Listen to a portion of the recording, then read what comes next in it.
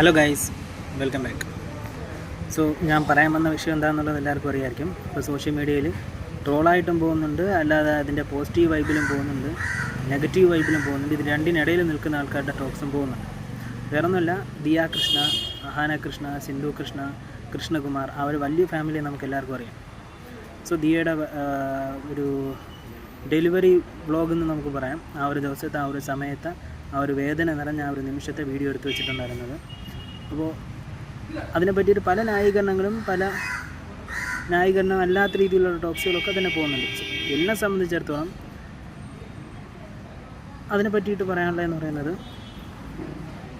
അത്രമാത്രം ഭയങ്കരമായിട്ടുള്ള വേദനയാണെന്ന് പറഞ്ഞേ ഞാൻ കേട്ടിട്ടുള്ളൂ. സോ ആ വേദന അനുഭവിച്ചവർക്ക് മാത്രമേ അറിയാവൂ. സോ എൻ്റെ അമ്മയാണെങ്കിലും എൻ്റെ വൈഫാണെങ്കിലും, സോ ഇപ്പോൾ ദിയ ആണെങ്കിലും, ആരാണെങ്കിൽ പോലും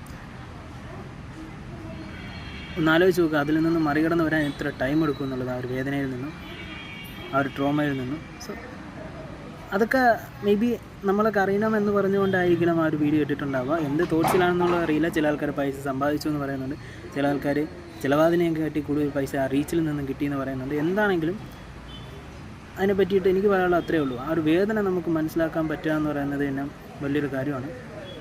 സോ അത് മനസ്സിലാക്കാൻ വേണ്ടിയിട്ടോ എന്തിനാണെങ്കിലാണെങ്കിൽ പോലും നമുക്കതിനെപ്പറ്റി ഒന്നും പറയാൻ പറ്റില്ല. അത് അവരുടെ തീരുമാനമാണ്, അതവർ ചെയ്തു, അത്രയേ ഉള്ളൂ. ആ ഒരു വീഡിയോ ചെയ്തത് എനിക്കത്രേ പറയാനുള്ളൂ.